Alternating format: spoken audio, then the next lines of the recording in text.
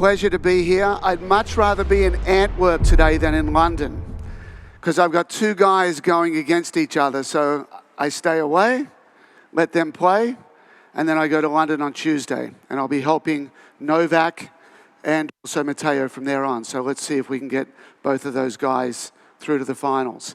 I'm doing 2 sessions today and 2 sessions tomorrow. Today is very much focused on patterns of play, and it's also got junior data. I don't want to be up here just saying, here's what happens on the pro tour. And you're like, well, Craig, I don't coach pros. I've got 12-year-old boys and girls. You're going to see how much the analytics wash through the different levels. We're going to start with some clay court data, looking at everything that happens on a clay court and see whether it's how we think about clay court tennis is exactly how the metrics come out. And if you have questions as we're going along, please ask them. Please ask the questions as we're going along. So we're starting with pro patterns and percentages.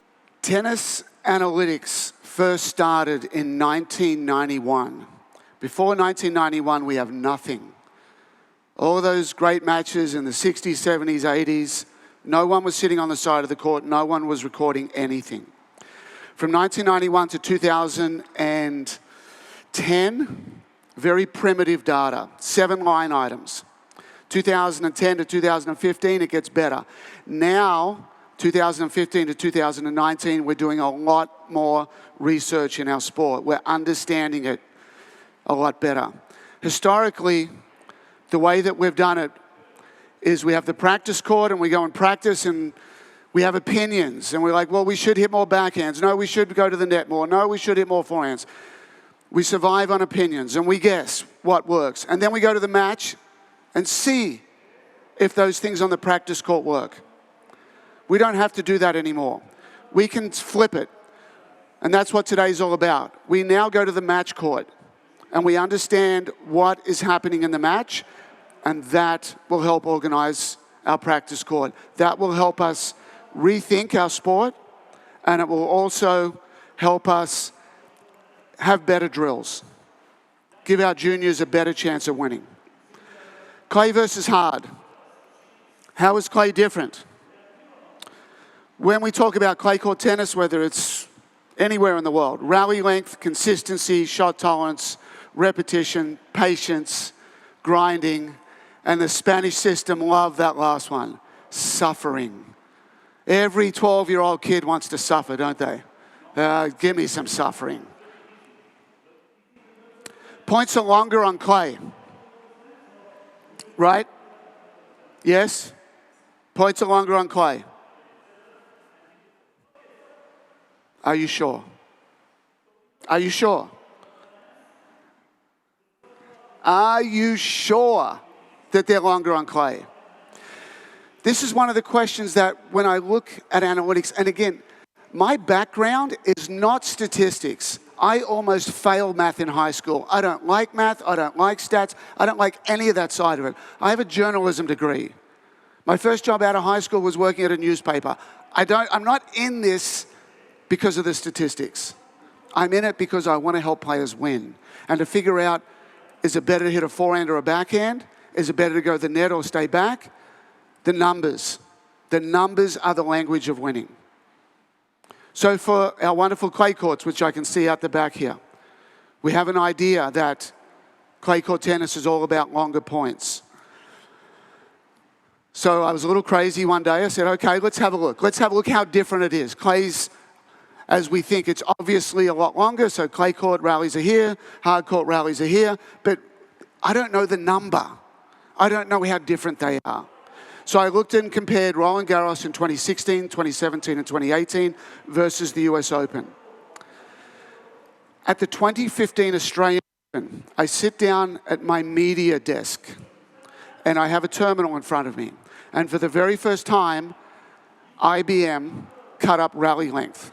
They had, for the match, total points in 0 through 4, 5 through 8, and 9 plus.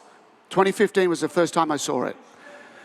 We have watched so much tennis. We have played, everybody here, we've played tennis as a kid. We've coached so much tennis. We've watched tennis on TV. We have seen millions and millions of hours of tennis. And there's something big that we've missed. We'll count if a serve goes in. We'll count if it's an unforced error. When we're watching matches, we see long rallies and we see short rallies. And because we have this thing called the unforced error, we think any short rally is a failure to reach the promised land of the long rally where we really should be. Maybe, maybe not. So the way IBM calculates rally length is the ball must land in the court. The label is how many shots in the rally. The labeling is wrong. For example, I serve to you. You return to me. I hit a winner. That will be put down as 3. A rally length of 3. Next point, I serve to you. You hit it to me. I make an error. That's a rally length of 2 because 2 balls went in the court. That's why we have a double fault, which is the 0. Possibly quite a lot of you know the answer to this, the percentage breakdown. If you don't, or if you do know the answer to this, you got to be quiet. Don't spoil the surprise for those that don't. Right now, for 30 seconds, I want you to talk to the person next to you and figure out at the 2015 Australian Open with the men, what is the breakdown? Is it 50% and 25 and 25? Is it 30 and 60 and 10? If you know, say, sorry, I can't tell you. Here's your answer. 70, 20, 10. Correct, right on the money. Even, clean. So the first time I see this, I think to myself 2 things. I had no idea. In a 0 through 4, the player only touches the ball twice, a maximum of 2 times. It could be a 0 with a double fault. It could be a 1 with a return. It could be 2. 7 points out of 10, the player only touches the ball twice. It's a lot of points with only a serve and a return, and the next 2 shots, serve plus 1, return plus 1. And then I look at this and I say 10%. And I look at our practice courts all over the world. 1 hour practice court, 50 minutes, forehands, backhands, forehands, backhands, forehands, backhands, forehands, backhands, forehands, backhands, forehands, backhands, forehands, backhands. I'm tired. Last 10 minutes, let's hit a couple of serves. It's mostly. It may not be your practice court, but it's the majority of the 1 hour lessons around the world. There's the men and women in 2015. Very similar. A lot of ladies' metrics are very similar to the men. So now we go to Roland Garros versus the US Open. Clay is going to have less, way less. What is your guess? If the Australian Open has 70% in 0 through 4, what does Roland Garros have? And in 2016, that was the cold year, that was the wet year, that was the heavy year. That's when it rained and rained and rained. It was freezing cold. So the rallies should be long, heavy. So if Australia is 70% 0 through 4, Roland Garros is what, 50? 50? Okay, let's do this. Let's do this. 67 versus 68 in 0 through 4. So Roland Garros, US Open had slightly more in the short rallies, but it's 1% difference. Let's go to the next year. Hot year. 70.7 at Roland Garros. And let's go to the next year, 2018, identical. So when we add all 3 years up, we put all 3 years together, there are more points in 0 through 4 at Roland Garros than New York. There are more points in long rallies in New York than there are at Roland Garros. This is our sport. We cannot, this is our profession. This is our livelihood. We can't guess anymore. We don't have to guess. We find something happening on the court, we now can put a number to it. This affects how we think. It affects how we coach. It affects how our paradigm, our overview of our sport. Points were shorter on clay and points were longer on hard. That's a fact. In those 3 years, that's where our sport's at. We think clay is all about patience and grinding. It's not. Clay is also about first strike and attacking, just like hard courts. There's your women over the 3 years. The ladies, More points in 0 through 4, dead even in 9+. We are preparing our 12 and 14 and 16-year-olds for the possibility to get there. We've got to train them the right way. For the ladies, points were shorter on clay. So I met Roland Garros in 2017, and each time a match finishes, I go and get the match report. And there's 17 separate strategies on the front page. And I have somebody with me who's really good at math, really good at spreadsheets. And I hand this young lady, and really good at tennis, good tennis mind. So I hand her every spreadsheet from every match. And we analyze and look at all the players that won their match. Did they also defeat the opponent in these 17 different strategies? The strategies involve serving, returning, rallying, approaching, rally length, and what happened on the last shot of the rally. There they are. That's what we analyzed. Did the match winner hit more aces than the match loser? Did the match winner win more points at net than the match loser? So we go through every match in the men's draw, every match in the women's draw. We record all these 17, and then we see these are little battles. We see the players that won their match, which battles were more important, which battles should dominate our practice court, which battles should dominate our conversation. Okay, 30 seconds. You need to pick which you think, we'll start with the men, which you think is the most important battle to win. Which battle You have lost your, is that finished Coke or what have number you got in one? there? The match winner also won this battle the most at Roland Garros in 2017. Remember, we're not starting at 0, we're starting in a 50-50 battle. So when you see these stats, they go, the match winner won 51%. So we start 50-50 and we start nudging from 50 up to 100. These, we go to 17. The thing that matters the least, it doesn't matter. Average first serve speed. Takes a 50-50 battle and knocks it to 50.8. First serve percentage. Really doesn't matter. Serving less double faults. Didn't matter a lot.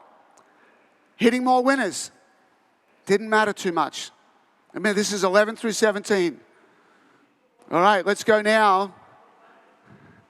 Tied for 6 through 10. 9+ shots.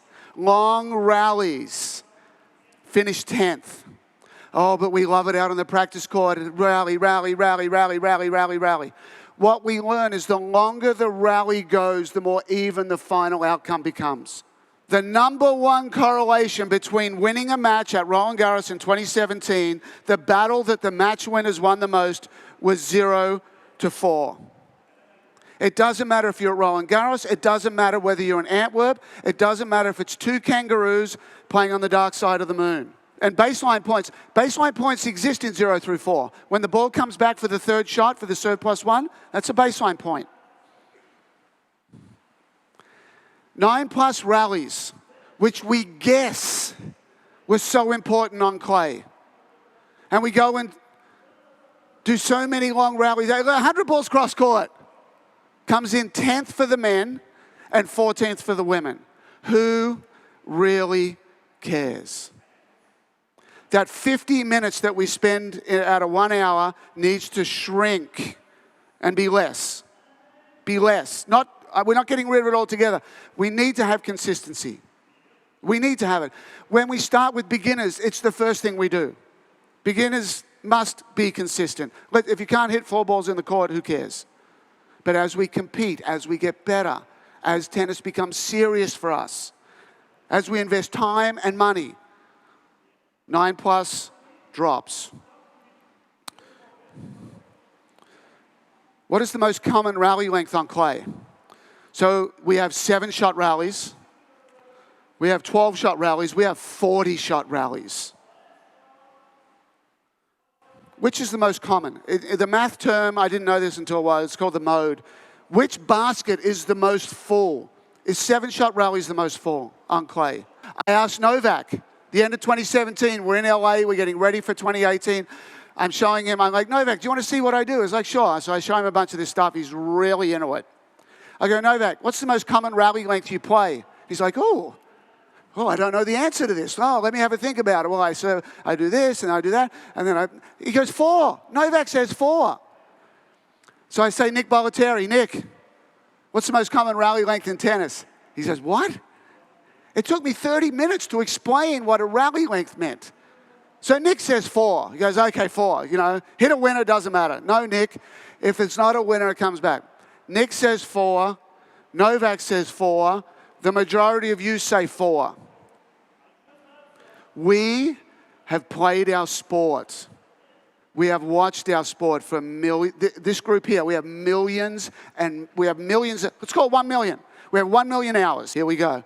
The most common rally length on clay is, we have seen it, we have watched it, we have seen it, and we have not paid attention. We just think the length of a rally is 1. It's okay. There's 1, there's 4s, there's 8s. A one-shot rally is right around 30% of our sport. Then we've got a 3-shot rally, and this was 2017 at Roland Garros. A 3-shot rally, then a 2-shot rally, then a 4-shot rally, then a 5-shot rally. What in the world are we doing going to the practice court thinking 100 balls cross court is going to win a match? It's not. There are no serves in 100 balls cross court. There are no returns. There is no pressure of serve +1, and there is no pressure of return +1. This is the reality of our match. There's the ladies. One-shot rally dominates our sport. Dominates it in juniors. Look at the difference between 2015 Australia and 2017 Roland Garros.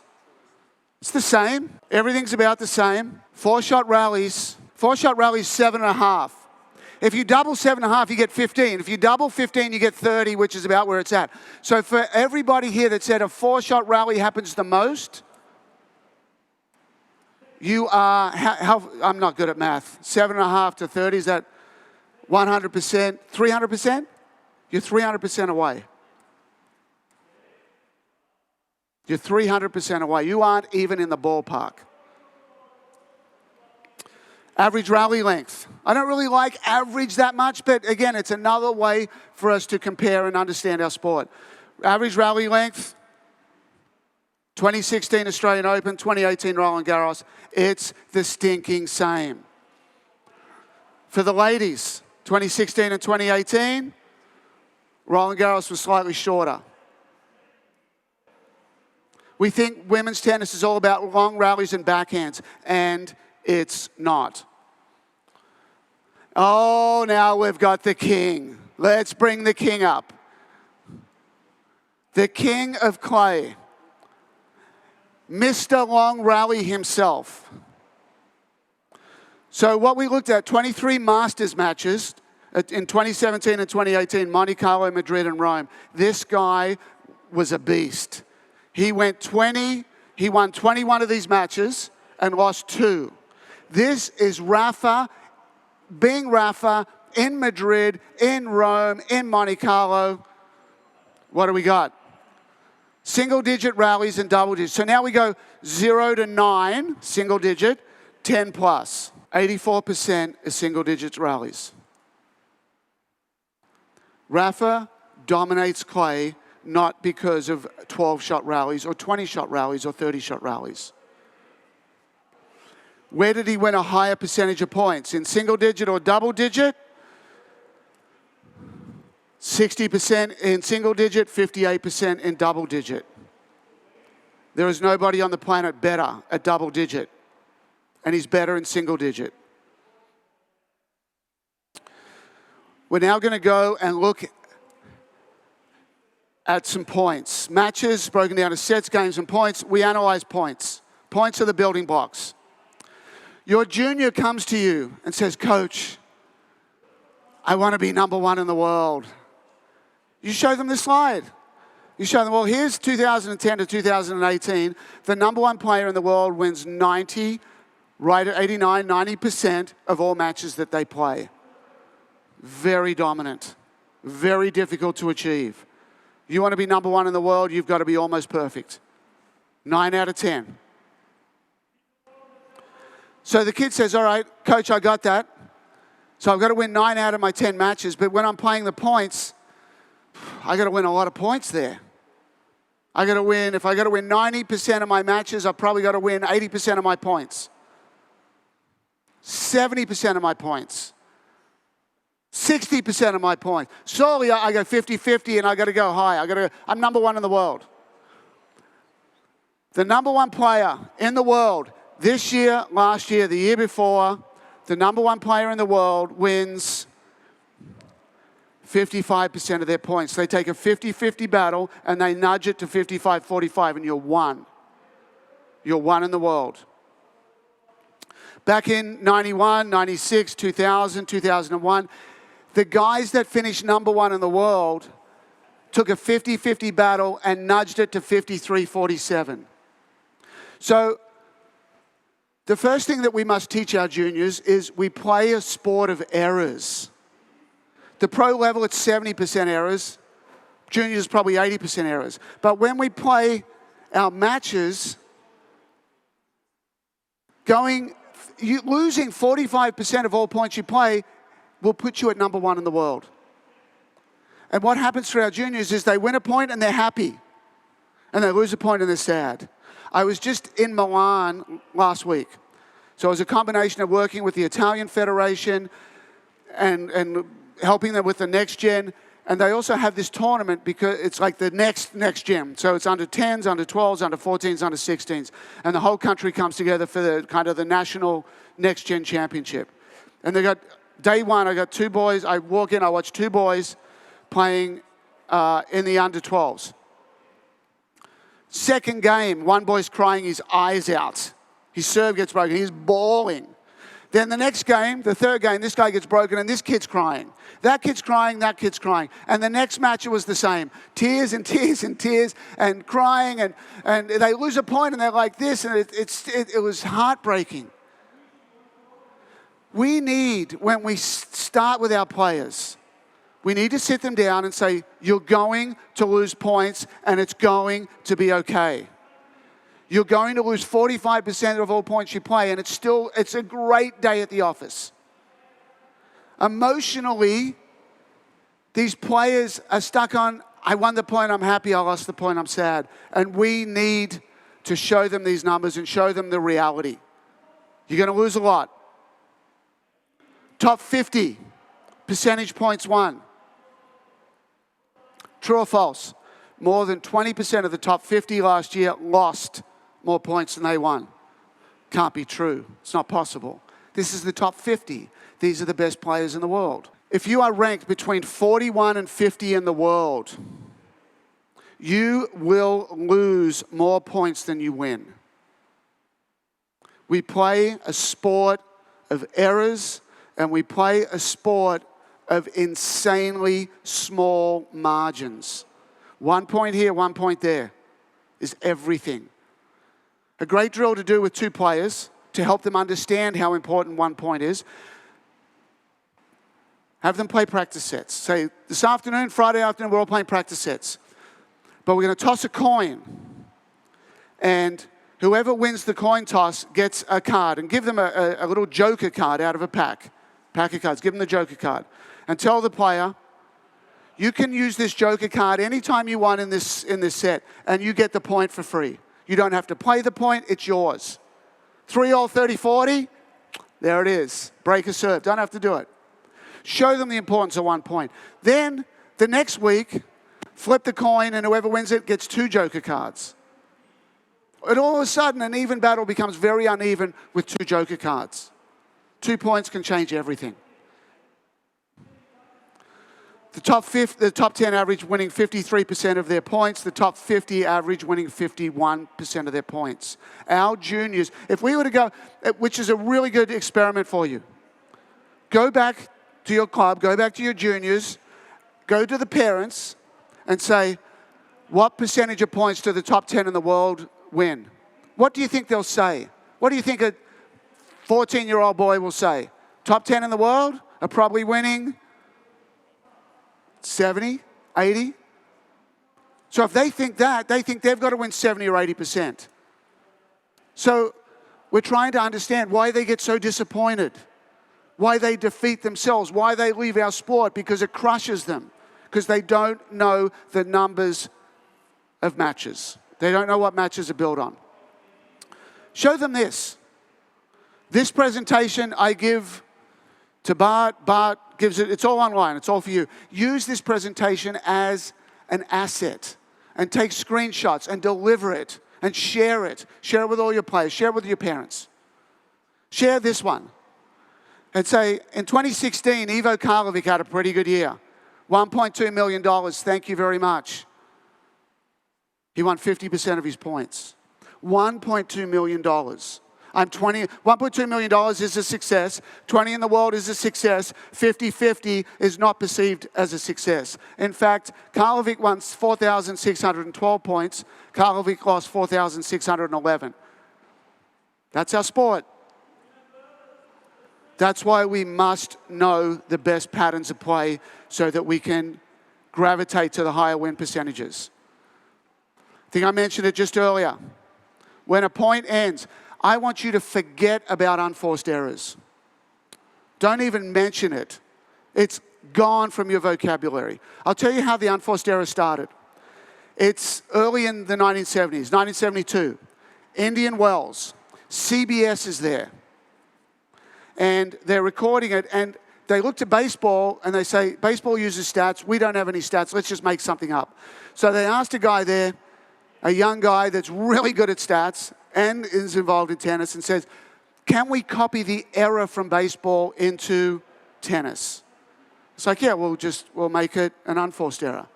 And how do we evaluate, is it an unforced error? Oh, real simple. Time. If you have time, you should not miss. If you don't have time, it's more of a forced error, and it's garbage. The work that I do with Novak, the work that I do with Matteo, we never talk about an unforced error. It's a winner or it's an error. Our sport is 70% errors. At the top level, it's probably 80% errors in your juniors. And our kids don't know that. They make an error and they think it's bad. Errors are fine. Errors are going to happen. Errors are a reality. Men and women, the ladies always just take a 1 or 2%. We see a 3% more in the error column. When we looked at all 4 slams, very similar when we put them together. Just think of it as 70-30. So when we break down our 4 slams and we see the percentage of winners, which we see as a line item, we see the percentage of unforced errors. Forced errors is number 1. You have no control over how many you're going to get. You know you're going to get a couple, but you have no control of it. So let me just go back to this slide here. Forcing an error is generally somebody being aggressive in some form or fashion. Hitting a winner generally is somebody being aggressive. So if we put forcing errors and winners together, we see that they far outweigh the consistent play of just waiting for an unforced error. This is the official tournament totals spreadsheet that IBM produces. This is from the 2019 Australian Open. This is what drives our sport. You can see there's a yellow rectangle at the top. Inside there it says total winners. And on the far side, the total winners are 10,109. The next one down says total unforced errors. Total unforced errors are 9,257. So we see 10,109, 9,200. So we're about 20,000. The total to the right, they have a total. It's out of 28,115 points. So winners and unforced errors account for about 20,000. Do you see a forced errors column? Doesn't exist. The number 1 line item in our sport, the number 1 way we want to coach our kids to play is not a line item. And it affects everything that we do. Forcing errors is number 1. Hitting a quality ball is number 1. Not waiting for an unforced error. No such thing as an unforced error. There are 8 ways to force an error. Whenever I'm doing drills, whenever I'm looking at matches, I'm always going through this list. You hit a ball your opponent missed. This is why. It could be because they hit 4 backhands in a row, anywhere in the court. The longer the point goes, generally, the more we start missing. Direction left and right, depth front and back, height low and high. We can't cut the court up anymore. Then we go to the ball, which is spin, the ball, which is power, where we stand, court position, and the time we take to prepare. This is our list. This drives everything that we do. When my players are playing practice sets, I'm standing back there watching, serve, next ball comes in, next ball goes, and the other guy misses. So I bring both players to the net. And I'll ask the one player, I said, you hit a good shot, and they missed it. Why did they miss? And if they know this list, they'll cycle through this list and understand, yeah, well, I hit a deep ball. That's why they missed. But there was also spin on that deep ball, and it also was out wide to the backhand. So I've got 3 of these elements. In general, you want to initially engage one of them. Anyone. If you hit a deep ball, or you hit a wide ball, you hit a hard ball, you hit a ball with good spin, that when the ball comes back, you're going to be leaning on that ball. You have control. So get 1 in your favor, you have control. Get 2 in your favor, spin and power, court position and time. Doesn't matter whichever 2. The ball's not going to make it past the service line. It's going to be right here in the front of the court. And if you get 3 together, oh, that ball had good height, good depth, and good spin, it's not coming back. So you're trying to combine these elements. The more you can combine them into the same shot, the more the opponent will miss. You have control over that.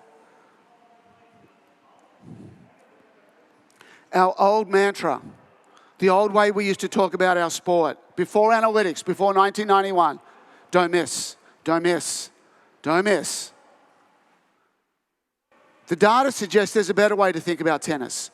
How do we make our opponent miss? That's the discussion we want to be having. All of a sudden, our mind is on the other side of the court. Our mind is figuring out, how do I make them uncomfortable? It's not on my side of the court going, I hope I don't miss. I hope I don't miss. It takes the pressure off and throws it to the other side of the court. The old mantra was, let's make 20 balls, and let's do it 4 times. A way better way to think about our sport is, let's make 4 balls and do that 20 times. Making 4 balls is not easy. 70% of our sport is finished in 4 balls. As coaches, we are looking for marginal gains. We are looking for marginal, small gains to turn the impossible into possible. Matteo Berrettini started the year at 56 in the world. He's playing in London this afternoon against Novak. He has consistently made marginal gains all the way through the year. We look to the other side of the court, and every match we've got a game plan.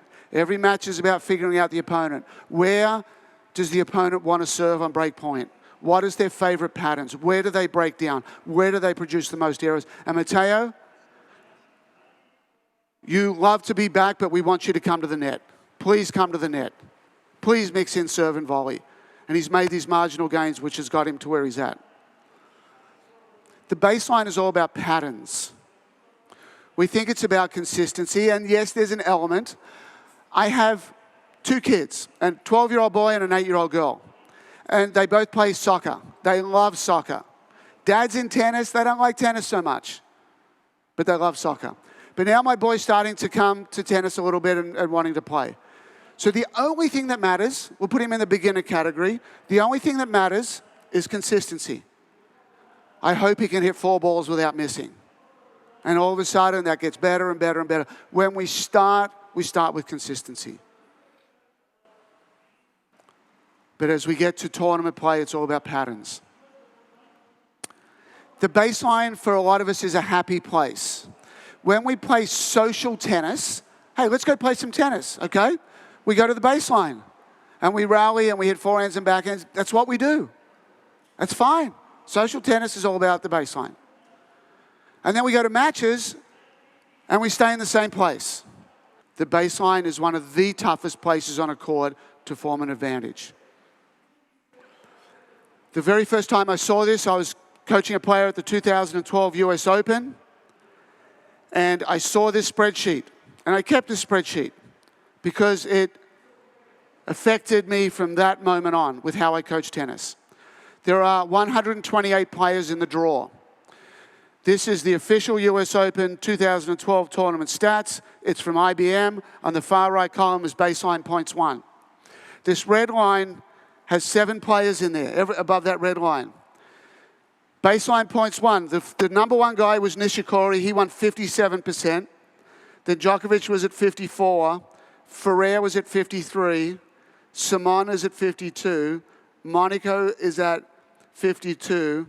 Dolgopolov's at 51. And James Blake's at 51. 7 men out of 128 had a winning record above 50% from the baseline. It's incredible. The way that IBM calculates it, not the way Craig calculates it, but IBM, if we play a point and I finish and I'm standing on the baseline, the person on the side of the court will look and say, Craig's at the baseline point for Craig. Doesn't matter where this guy is. This guy could be at the baseline too. This guy could be at the net. He could be 3 rows back in the stands. Doesn't matter. I'm just telling you how it's calculated. The net drops it and drives it down. So Andy Murray, just think, is Andy Murray good at the baseline? He won the tournament. Andy Murray is the best in the world at the baseline at the US Open in 2012. Andy Murray plays 7 matches. Andy Murray wins 7 matches. And it's Andy stinking Murray. The guy is so good back there. Andy Murray won 50%. He played 7 matches. He lost half of his baseline points and won half. That's how tough it is back there. That's how difficult it is. The ladies had 14. There were 14 ladies that had a winning percentage from the back of the court. Serena wins the Australian Open. They play 7 matches. They win 7 matches. They're playing a bunch of points from the back of the court. Here's your official stat sheet. We have Roger tied for 32nd best. Roger won 48%. Roger won 7 matches and had a losing record from the back of the court. Serena played 7 matches, won them all. She only won 48%. She had a losing record from the back of the court. We're going to play a lot of points back there. But we need to understand how tough it is. We need to understand that it's not a happy place. These are your tournament average win percentages from the 4 slams in 2018. They're always going to be around 40, always. 46, 47. The Australian Open's coming up. What do we got? 46.6. It's not going to deviate more than 1% off that. It's not going to be 47.6. It's probably going to be, I'll just go with exactly the same. Australian Open next year for the men's going to be 46.6. Doesn't change. Our sport does evolve in certain ways, but the baseline win percentage with a faster athlete, with a more powerful racket, with better spin, still stays the same. Here's 17. Wimbledon is the only tournament in the world that you can go back to 1991 and find data. I'm going to go to the Australian Open in January. I'm going to sit down at my media terminal. I'm going to turn it on. And at the start, before any points are played, I'm going to look and say, I wonder who won the tournament last year and what was the data. Can't find it. It's gone. It's literally gone. IBM grab it from last year and they hide it somewhere and they never, ever, ever share it again. So I go to these events. At the end of the tournament, I sit there with the screen with my iPhone and I take screenshots. Some matches will have, like a show court match will have 10 pages of data. And so I take 10 screenshots. I'll take 3,000 screenshots because it's gone. Could you imagine in football? You're like, okay, let's go to the World Cup or the European Championships, whatever it is. And what happened last time? We don't know. That's how bad our sport is. Our sport is fractured. Our sport doesn't like the other people in the sport. We have a huge problem because at the top of our sport, it's governed by the ATP, it's governed by the WTA, and it's governed by the ITF. What a great idea. 3 governing bodies in a global sport. Absolute disaster. Then we say, IBM, you go calculate the data and make up whatever you want for the slams.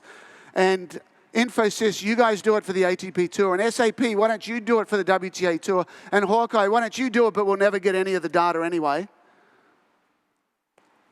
That's our sport. No one likes anyone else, and no one shares anything. And it hurts. You know who it hurts the most?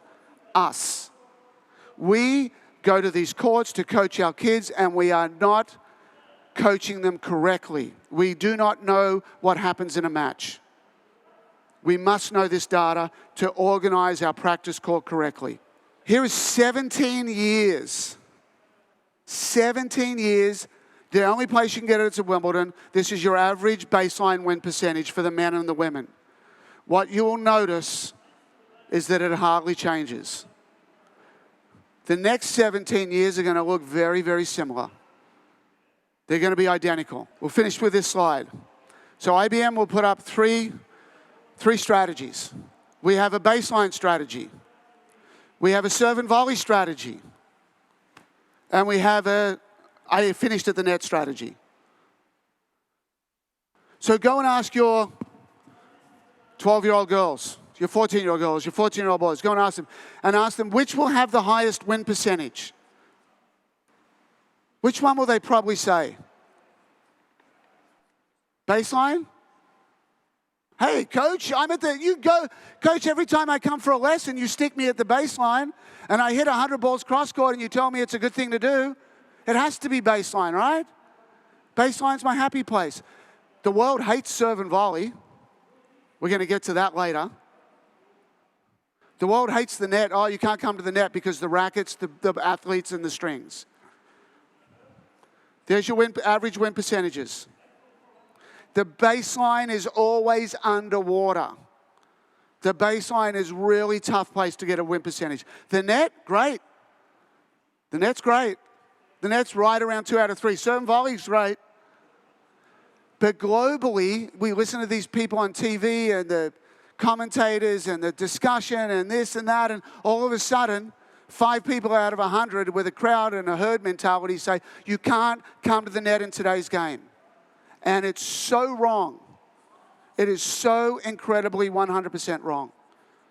These, even with the faster athlete, even with the improved rackets, even with more spin on the ball, these are your win percentages.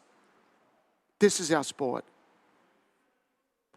The more we can understand it, the more we are going to take 50 minutes of rallying back and forth and reduce it maybe to 10 minutes. And we're going to work more on our serve. And we're going to work more on our second serve. And we're going to work more on a combination called a serve plus 1 and a return plus 1. We're not going to find more time out on the practice court. We have to reorganize the time that we have.